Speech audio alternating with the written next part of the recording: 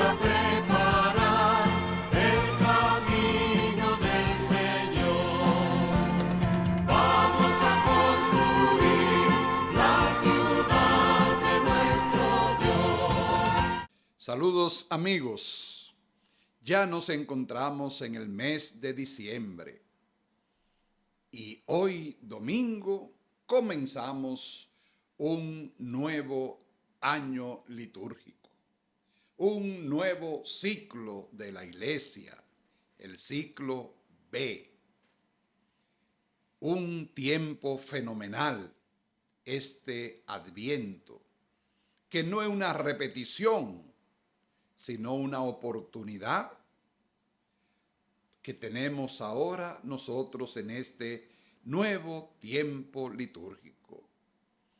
Y es un hermoso tiempo que nos pone en sintonía con las realidades de espera y esperanza que no se pueden sostener, desde luego, en la impronta que marca a una generación algunas veces con características de frustrada.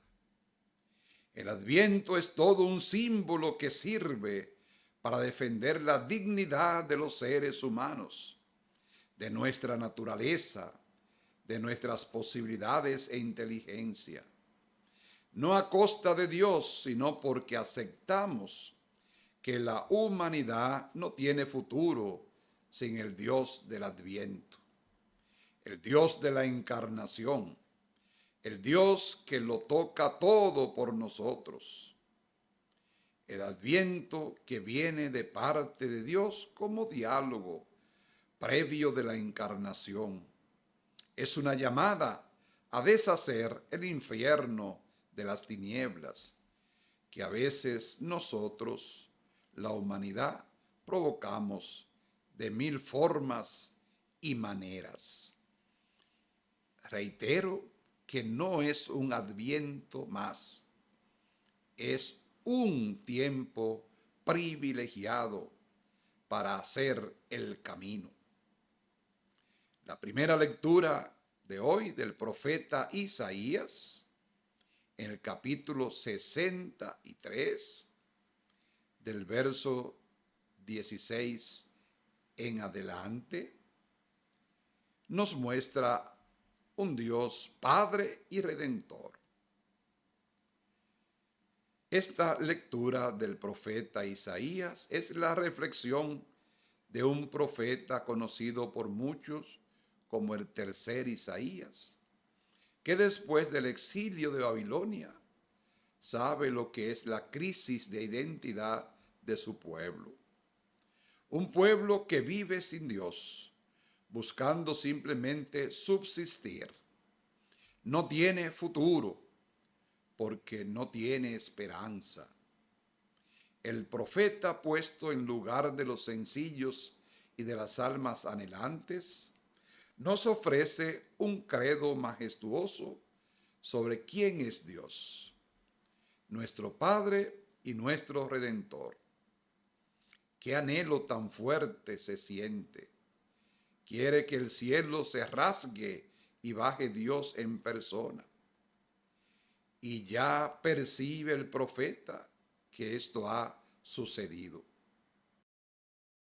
Efectivamente, Dios no se ha quedado en su cielo, sino que ha bajado para ser uno de nosotros y enseñarnos a practicar la justicia y la solidaridad. Este Dios ha venido para salvarnos y liberarnos. Esto sucedió en realidad en el siglo I con Jesús de Nazaret, el profeta nuevo de Galilea, desde cuando comienza a contarse una historia nueva. Pero muchos siglos antes, hombres, profetas como el tricto Isaías, lo intuyeron como si lo estuvieran viendo con sus ojos, desafiando incluso la memoria de los padres del pueblo, Abraham e Israel, considerado este último como uno de los antepasados, que ya no pueden proteger a los suyos. son solo recuerdo. No le queda más remedio que recurrir a Dios. No puede ser de otra manera, porque es el único que puede responder, porque es el único que sabe comprometerse. El profeta repasa la situación anterior y comprende que es el pueblo se ha olvidado de Dios. ¿Qué puede ocurrir en las religiones de dioses celosos? La venganza divina se hubiera dado por descontado.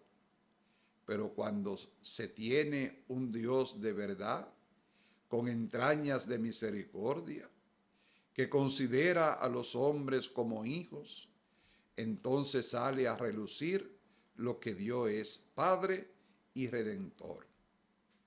Sin Dios, Padre del pueblo, no hay nada que hacer. Es de los pocos textos del Antiguo Testamento que usa esta expresión para hablar de Dios como Padre del pueblo. Dios siempre sabe inventar algo nuevo para los suyos. Y en este caso el profeta quita el título a los patriarcas para dárselo a Dios, porque Dios es más Padre que todos los demás, los antepasados. De eso no se vive y hay que reconocer así cómo se rasgará el cielo y vendrá el rocío que en tierra del desierto es como el maná, como el agua. Esta es una de las imágenes del Adviento y entonces el hombre aprenderá a no ser más de lo que debe ser. De ahí que teniendo a Dios como Padre y Redentor, no importa sentirse como el barro en manos del alfarero, porque de sus manos siempre sale un vaso nuevo. La segunda lectura, tomada de la primera carta a los Corintios, capítulo 1, versos de 3 al 9.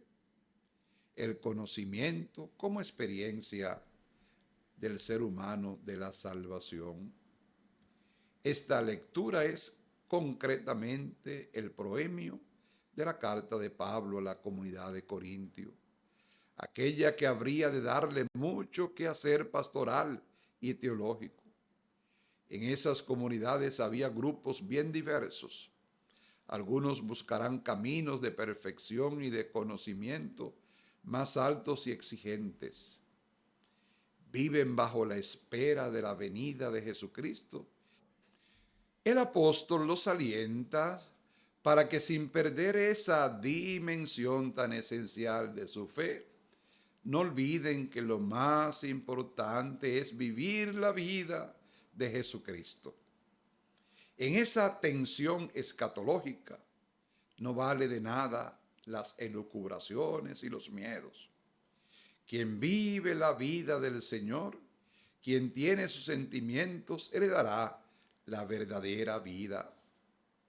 La comunidad era muy heterogénea, muy plural y muy problemática por demás. Se vanagloriaba de su elocuencia y de sus carismas. Pablo menciona el conocimiento que hace gala a alguno de la comunidad. ¿Qué conocimiento? Quizás el de la inteligencia. ¿Qué les falta? El conocimiento que viene de la revelación de Dios y que los pondrá en trance de esperar y de esperar bien el día de nuestro Señor Jesucristo.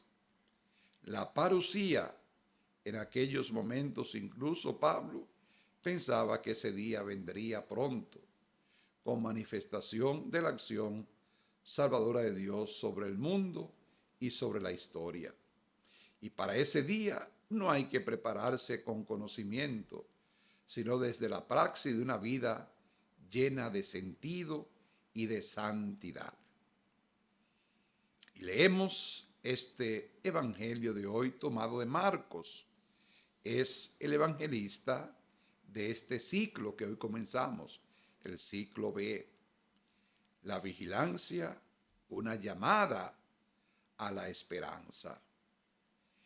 Este evangelio propio del ciclo B, que ya hemos indicado, que inauguramos con este Adviento, insiste en el tema de la carta de Pablo a los Corintios 13, de conoce como el discurso escatológico, porque se afrontan las cosas que se refieren al final de la vida y de los tiempos.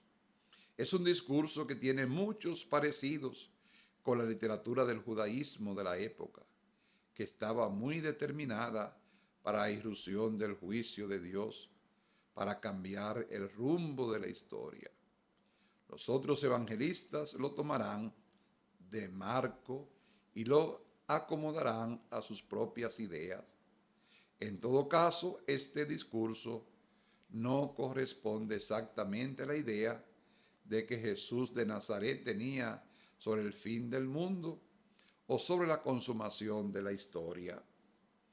Es bastante aceptado que es un discurso elaborado posteriormente en situaciones nuevas y de crisis, sobre una tradición de Jesús y también de algo sucedido en tiempo del emperador Calígula.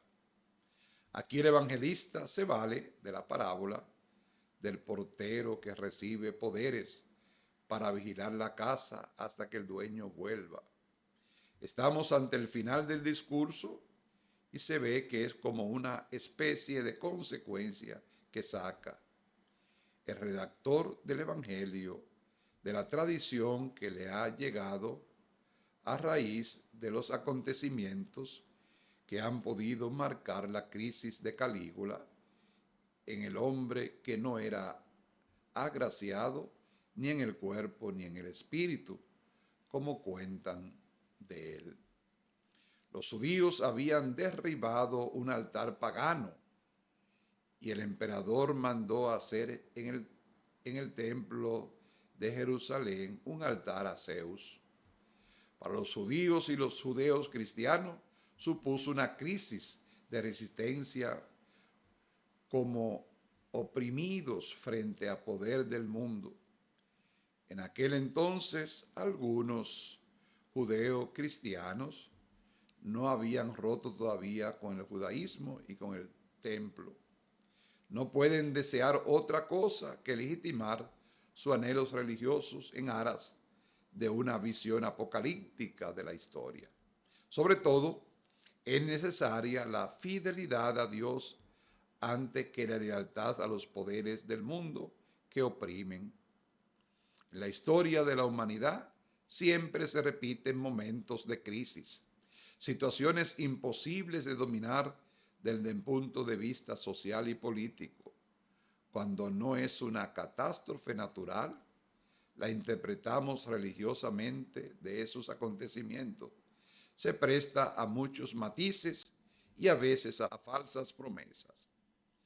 El hecho de que no se pueda asegurar el día y la hora pone en evidencia a los grupos sectarios que se le han pintado muy bien para atemorizar a personas abrumadas psicológicamente. El lenguaje apocalíptico, que no era el propio de Jesús, se convierte para algunos en la panacea de la interpretación religiosa en los momentos de crisis y de identidad. Hoy, sin embargo, debemos interpretar con sabiduría y coherencia con las ideas que Jesús tenía de Dios y de su acción salvadora de la humanidad. Se pide vigilancia. ¿Qué significa? Que vivamos a la luz en las huellas de Dios vivo, en el ámbito de Dios de la encarnación, con misterio de donación y entrega. Ese es el secreto de la vigilancia cristiana y no las matemáticas o la precisión informática de nuestro final. Esto último no merece la pena de ninguna manera, pero vigilar es tan importante como saber vivir con dignidad y con esperanza. Hablar de la segunda venida del Señor hoy no tendría mucho sentido si no la entendemos como un encuentro a nivel personal y de toda la humanidad con aquel que ha dado sentido a la historia. Un encuentro y una consumación porque este mundo creado por Dios y redimido por Jesucristo no se quedará en el vacío, ni presa de un tiempo eternizado. Dios, por Jesucristo, consumará la historia como Él sabe hacerlo, y no como Calígula de turno pretenden protagonizar. Es esto lo que hay que esperar. Y el Adviento debe sacar en nosotros a flote esa esperanza cristiana. Todo acabará bien en las manos de Dios. Y en este tiempo de Adviento, ¿qué figura más hermosa y significativa es la de aquella mujer que celebró el primer Adviento, que preparó su vida interior para recibir al Espíritu Santo, para concebir en su seno al Salvador del mundo, a Jesús el Salvador?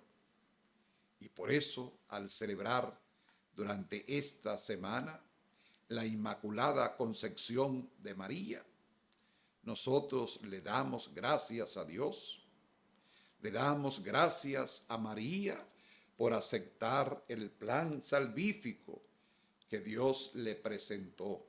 Pudo haber dicho que no, pero aceptó, aunque no entendiera mucho, confió el Señor y se puso en sus manos.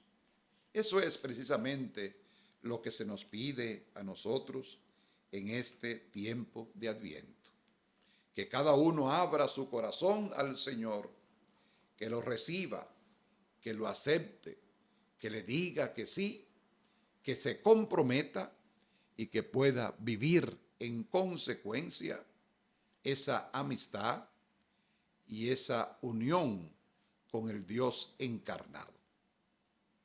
Feliz semana para todos. Vamos a preparar